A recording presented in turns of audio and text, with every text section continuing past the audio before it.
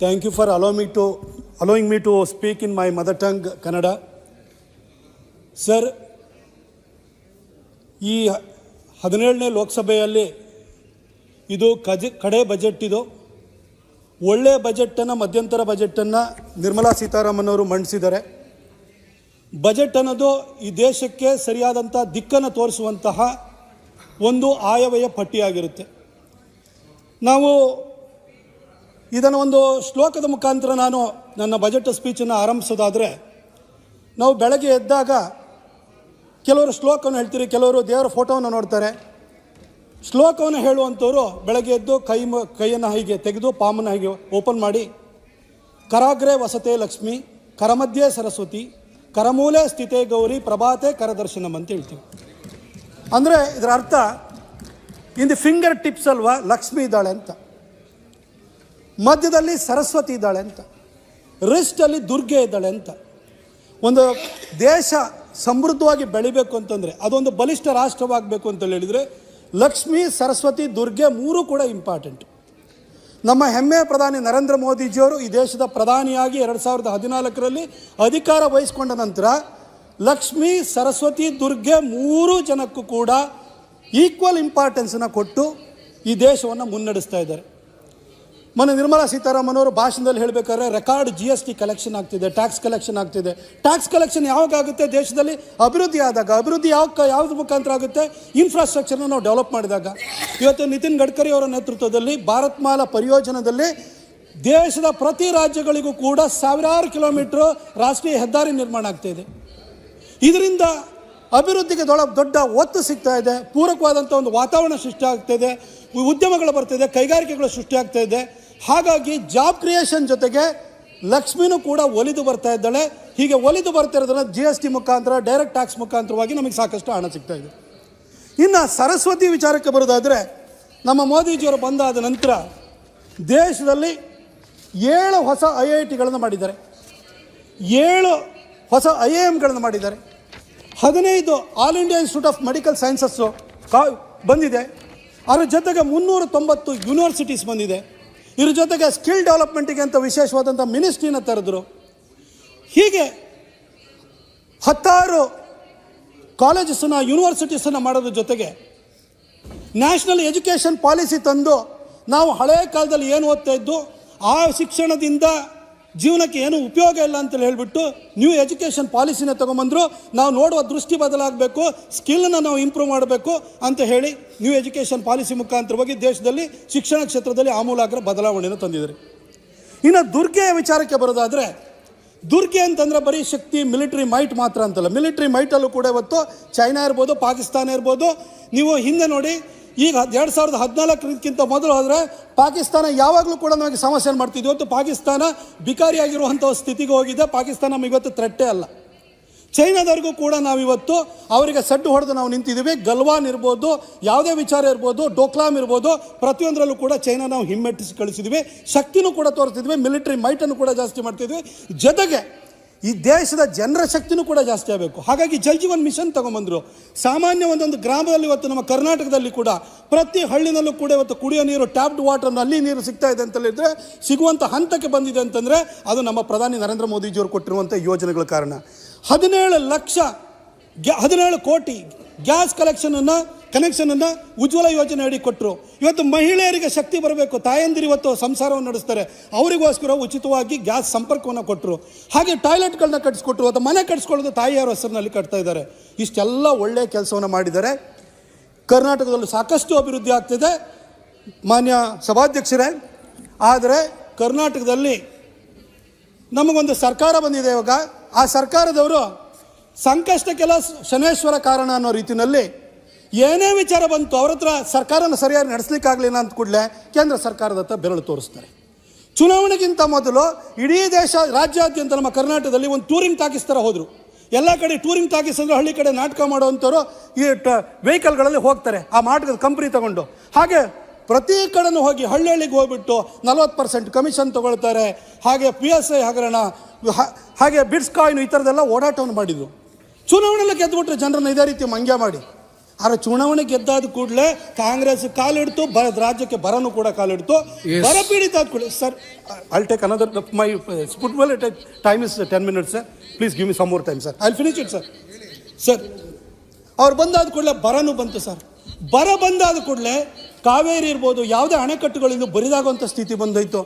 ಆಗ CWRC ಇರ್ಬೋದು, Kaveri water management regulatory commission ಇರ್ಬೋದು, CWMA Kaveri water management authority ಇರ್ಬೋದು, ಅಲ್ಲಿ ಹೋಗಿ ಕರ್ನಾಟಕದ ಪರಿಸ್ಥಿತಿಯನ್ನು ಸರಿಯಾಗಿ ಹೇಳಿ ನಮಗೆ ನ್ಯಾಯ ಪಡ್ಕೊಳ್ಳೋದ್ರ ಬದಲು ಅವರು ಅದಕ್ಕೂ ಕೂಡ ಕೇಂದ್ರ ಸರ್ಕಾರ ಬರಬೇಕು, ಮಧ್ಯಸ್ಥಿಕೆ ವಹಿಸಬೇಕು, ಈ ರೀತಿ ಕೇಂದ್ರ ಸರ್ಕಾರದ ಮೇಲೆ ಬ್ಲೇಮ್ ಮಾಡ್ಲಿಕ್ಕೆ ಶುರು ಮಾಡಿರು. ಇಲ್ಲ ಇಂಡಿಯಾ ಅಲಯನ್ಸ್ ಅಂತ ಮಾಡಿಕೊಂಡ್ರು. ಬೆಂಗಳೂರಿನಲ್ಲಿ ಬಂದು ಸ್ಟಾಲಿನ್ ಅವ್ರನ್ನೂ ಕರೆಸಿ ಕೈ ಹಿಡಿದ್ರು. ಆದರೆ ಒಂದು ಫೋನ್ ತೊಗೊಂಡ್ಬಿಟ್ಟು ನಮ್ಮಲ್ಲಿ ಈ ಥರ ಪರಿಸ್ಥಿತಿ ಇದೆ ಅಂತ ಹೇಳಿ ತಮಿಳುನಾಡು ಸರ್ಕಾರನ ಕೇಳುವಂತಹ ಧೈರ್ಯವನ್ನು ಅವ್ರು ಯಾವತ್ತೂ ಮಾಡಲಿಲ್ಲ. ಆದರೆ ಮಾತೆತ್ತಿರಿ ಮೋದಿಯವ್ರನ್ನ ಬೈಯುವಂಥ ಕೆಲಸವನ್ನು ಮಾತ್ರ ಸದಾ ಮಾಡ್ತಾ ಬಂದರು. ಇವಾಗ ಟ್ಯಾಕ್ಸ್ ಡೆವಲ್ಯೂಷನಲ್ಲಿ ನಮಗೆ ಕಡಿಮೆ ಆಗಿದೆ, ಕರ್ನಾಟಕ ತೊಂದರೆ ಆಗಿದೆ ಅಂತ ಹೇಳಿ ಭಾಳ ಬೊಬ್ಬೆಯನ್ನು ಹೊಡಿತಾ ಇದ್ದಾರೆ. ಇಲ್ಲಿ ಬಂದು ಜಂತರ್ ಮಂತರ್ನಲ್ಲಿ ಪ್ರೊಟೆಸ್ಟ್ಗೂ ಕೂಡ ಕೂತಿದ್ದಾರೆ ಸರ್.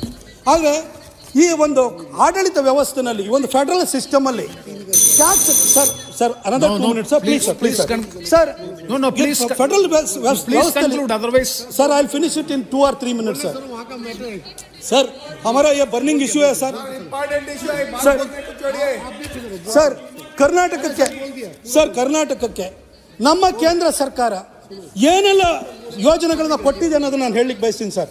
2014ಕ್ಕಿಂತ ಮೊದಲು ಕರ್ನಾಟಕದಲ್ಲಿ total length of national highway ಇದು 6760 ಕಿಲೋಮೀಟರ್.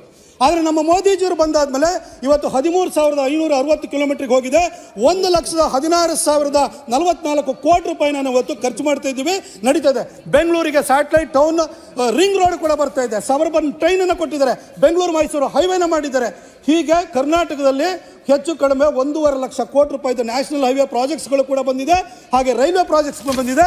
2014ಕ್ಕಿಂತ ಮೊದಲು ಕರ್ನಾಟಕಕ್ಕೆ ಆವರೇಜ್ ರೈಲ್ವೆ ಪ್ರಾಜೆಕ್ಟಲ್ಲಿ UPA ಸರ್ಕಾರಕ್ಕೆ ಸಿಗ್ತಾ ಇದ್ದು ಕೇವಲ 800 ಕೋಟಿ. ಆದರೆ ಈ ಸರಿ ಬಜೆಟಲ್ಲೇ ನಮ್ಮ ಕರ್ನಾಟಕಕ್ಕೆ ಒಂದೇ ಬಜೆಟಲ್ಲಿ 7,000 ಕೋಟಿನ ನಮ್ಮ ನರೇಂದ್ರ ಮೋದಿಜಿಯವರು ಕೊಟ್ಟಿದ್ದಾರೆ.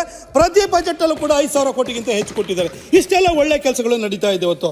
ಹಾಗೆ ನಾನು ಟ್ಯಾಕ್ಸ್ ಬಗ್ಗೆ ಹೇಳಬೇಕು ಅಂತಂದರೆ highest tax payers direct tax ಅಂತೇಳಿ ನೀವು ಹೇಳಿದ್ರೆ ಇನ್ಕಮ್ ಟ್ಯಾಕ್ಸು, ಕಾರ್ಪೊರೇಟ್ ಟ್ಯಾಕ್ಸ್ ಅಂತ ಹೇಳ್ಬೋದು. ಈಗ 6,14,000 ಕೋಟಿನ ಮಹಾರಾಷ್ಟ್ರ ಪೇ ಮಾಡುತ್ತೆ. 2,15,000 ಕೋಟಿನ ಡೆಲ್ಲಿ ಪೇ ಮಾಡುತ್ತೆ.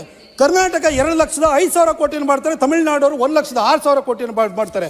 ಹೈಯೆಸ್ಟ್ ಟ್ಯಾಕ್ಸ್ ಪೇಯರ್ಸ್ ಅಲ್ಲಿ ಈ 50% ಡೈರೆಕ್ಟ್ ಟ್ಯಾಕ್ಸಸ್ ಬರ್ತಾ ಇರೋದು ಮಹಾರಾಷ್ಟ್ರ ಮತ್ತು ಡೆಲ್ಲಿಯಿಂದ ಬರ್ತಾ ಇದೆ. ಆದರೆ ಇಲ್ಲಿಂದ ಯಾವತ್ತೂ ಕೂಡ ಕೇಂದ್ರ ಸರ್ಕಾರ ಅನ್ಯಾಯ ಮಾಡಿದೆ ಅಂತ ಯಾರು ಹೇಳಿಲ್ಲ. 14th finance commission, 15th finance commission, ಇಲ್ಲಿ ರಾಜ್ಯಗಳ ಪ್ರತಿನಿಧಿಗಳಿರ್ತಾರೆ, ಮುಖ್ಯಮಂತ್ರಿಗಳಿರ್ತಾರೆ. ಅಲ್ಲೆಲ್ಲ ಹೋಗಿ ಇದೇ ಹಿಂದೆ ನಮ್ಮ ಕರ್ನಾಟಕದ ಮುಖ್ಯಮಂತ್ರಿ ಆಗಿರೋ ಅವ್ರ ನಿಯೋಗನೂ ಇತ್ತು. ಅಲ್ಲಿ ಯಾವತ್ತೂ ಕೂಡ ತೆಗೆದಿಲ್ಲ. ಆದರೆ ಇವತ್ತು ಚುನಾವಣೆ ಬಂದಿದೆ. ಇವ್ರ ಸರ್ಕಾರ ಬಂದು 7 ತಿಂಗಳಾಗಿದೆ. ಏನು ಕೆಲಸ ಆಗಿಲ್ಲ. ಬರೀ ಇವರು ಗ್ಯಾರಂಟಿ ಸ್ಕೀಮು ಅಂತ ಹೇಳ್ಬಿಟ್ಟು ಊರೂರು ಡಂಗೂರ ಸಾರಿ ಬಂದರು. ಅವರು ಟೂರಿಂಗ್ ಟಾಕೀಸನ್ನು ತಿರುಗಿಸ್ಕೊಂಡಿದ್ರು. ಆದರೆ ಇವತ್ತು ಚುನಾವಣೆ ಬಂದಿದೆ, ಏನೂ ಕೆಲಸ ಆಗಿಲ್ಲ. ಈ ಸರಿ 28ಕ್ಕೆ 28 ಸೀಟು BJPಗೆ ಮೋದಿಜಿಯವರಿಗೆ ಕೊಡ್ತಾರೆ ಕರ್ನಾಟಕ ಜನ ಅಂತ ಗೊತ್ತಾಗಿದೆ. ಹಾಗಾಗಿ ಆ ಟೂರಿಂಗ್ ಟಾಕೀಸನ್ನು ತಗೊಂಡು ಬಂದು ಇವತ್ತು ಜಂತರ್ ಮಂತರ್ನಲ್ಲಿ ಕೂತ್ಕೊಂಡಿದ್ದಾರೆ ಸರ್. ಇವತ್ತು ಚೇರ್ಮನ್ ಸರ್ ಇಷ್ಟೆಲ್ಲ ಒಳ್ಳೆ ಕೆಲಸಗಳನ್ನ ಮಾಡೋ ಜೊತೆಗೆ ಚೇರ್ಮನ್ ಸರ್ ನಮಗೆ ಕರ್ನಾಟಕಕ್ಕೆ ಕೇಳಿದ್ದನ್ನೆಲ್ಲ ಕೊಡುವಂಥ ಕಾಮಧೇನು ಥರ ಮೋದಿಜಿಯವರಿದ್ದಾರೆ. ಅವರು NDRF ನಲ್ಲೂ ಕೂಡ ಬರ ಪರಿಹಾರ ಕೊಡ್ತಿಲ್ಲ ಅಂತ ಹೇಳ್ತಾರೆ.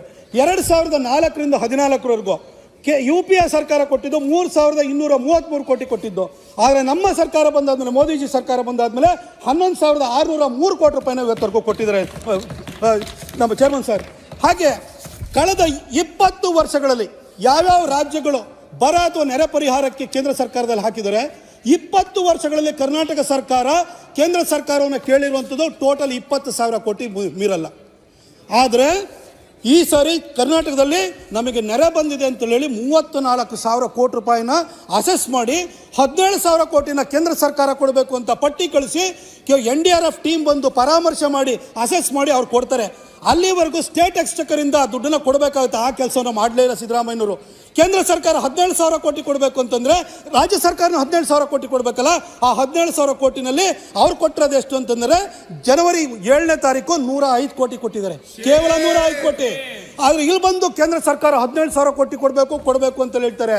ಆದರೆ ಚೇರ್ಮನ್ ಸರ್ ಅವ್ರು ಕೊಟ್ಟಿರೋಂಥದ್ದು ಬರೀ 105 ಕೋಟಿ ರೂಪಾಯಿ. ಕೇಂದ್ರ ಸರ್ಕಾರ ಎಲ್ಲ ರಾಜ್ಯಗಳಿಗೂ ಏಕಕಾಲಕ್ಕೆ ದುಡ್ಡನ್ನು ಬಿಡುಗಡೆ ಮಾಡುತ್ತೆ. ಆದರೆ ಇವರಿಗೀಗ ರಾಜಕಾರಣ ಮಾಡಬೇಕು, ಅದಕ್ಕೋಸ್ಕರ ಜಂತರ್ ಮಂತರಿಗೆ ಬಂದು ಕೂತ್ಕೊಂಡಿದ್ದಾರೆ. ಇನ್ನು ನಾನು ಇನ್ನೊಂದು ವಿಚಾರನ ಹೇಳಬೇಕು ಚೇರ್ಮನ್ ಸರ್. ನಾನು ಕಾವೇರಿ ನದಿ ಹುಟ್ಟುವಂಥ ಜಾಗವನ್ನು I represent the place where Kaveri takes Har birth. Sir, ನಮ್ಮ ಕಾವೇರಿ ಹುಟ್ಟಿ ಬರುತ್ತೆ. ಕಾವೇರಿ ಮೇಲೆ ಕರ್ನಾಟಕ, ಕೇರಳ, ತಮಿಳುನಾಡು, ಪಾಂಡಿಚೇರಿ ಇಷ್ಟೂ ರಾಜ್ಯಗಳದ್ದು ಇಂಟ್ರೆಸ್ಟ್ ಅದರಲ್ಲಿ ಇದೆ.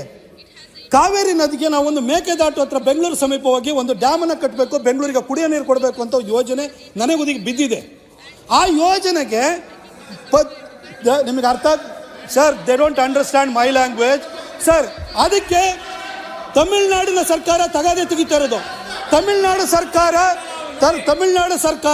ಸ್ಟಾಲಿನ್ ಅದಕ್ಕೆ ತೊಂದರೆ ಕೊಡ್ತಾ ಇರೋದು. ಆದ್ರೆ ಸಿದ್ದರಾಮಯ್ಯ ಬೈತಾ ಇರೋದು ಮೋದಿಜಿಯವ್ರನ್ನ ಬೈತಾ ಇದ್ದಾರೆ. ಮೋದಿಜಿಯವ್ರ ಹತ್ರ ಬೆರಳು ತೋರ್ತಾರೆ, ಅದು ತೊಂದರೆ ಮಾಡ್ತಾ ಇರುವಂಥದ್ದು ತಮಿಳುನಾಡು ಸರ್ಕಾರ ತೊಂದರೆ ಮಾಡ್ತಾ ಇರುವಂಥದ್ದು. ತಮಿಳುನಾಡಿಗೆ ಸ್ಟಾಲಿನ್ಗೆ ಒಂದು ಫೋನ್ ಮಾಡಿ ಸಿದ್ದರಾಮಯ್ಯನವರು ತಗಾದೆ ತೆಗಿಬೇಡ ಅಂತ ಹೇಳ್ಬೋದು. ಆದರೆ ಆ ಕೆಲಸವನ್ನು ಅವತ್ತು ಸಿದ್ದರಾಮಯ್ಯ ಮಾಡಲ್ಲ. ಆದರೆ ಇಲ್ಲಿ ಬಂದು ಕೂತ್ಕೊಂಡು ನಮಗೆ ಇದನ್ನ ಹೇಳ್ತಾರೆ ಸರ್. ಸರ್ ಕಡೆ ಲಾಸ್ಟ್ ಪಾಯಿಂಟ್ ಅಪ್ಪರ್ ಭದ್ರಾ ಪ್ರಾಜೆಕ್ಟಿಗೆ ಸರ್ ನಮ್ಮ ಲಾಸ್ಟ್ ಬಜೆಟಲ್ಲಿ 5300 crore ನಾವು ಅನೌನ್ಸ್ ಮಾಡಿದ್ದೀವಿ ಸರ್.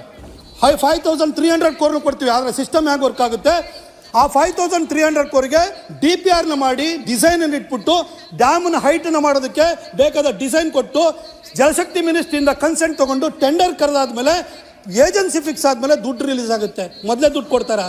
ಕಾಂಗ್ರೆಸ್ನವರು ಬಂದಾದ್ಮೇಲೆ ಕಮಿಷನ್ ಪಡ್ಕೊಳ್ಳೋದಕ್ಕೆ ದುಡ್ಡು ಕೊಡಿ ಅಂತ ಕೇಳ್ತಾರೆ.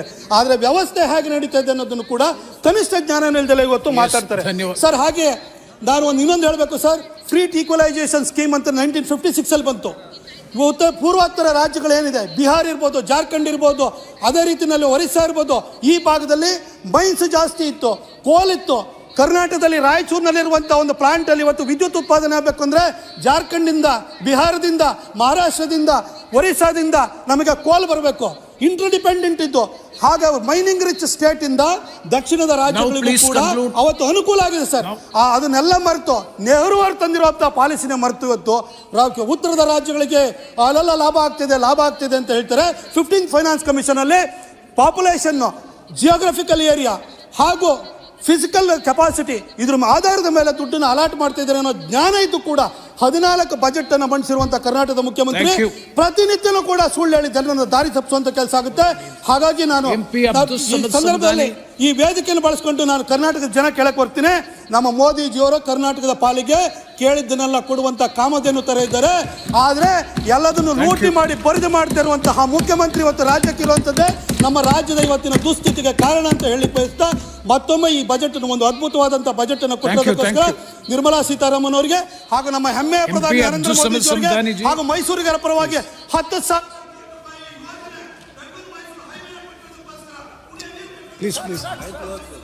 Sir. Thank you sir. Thank you.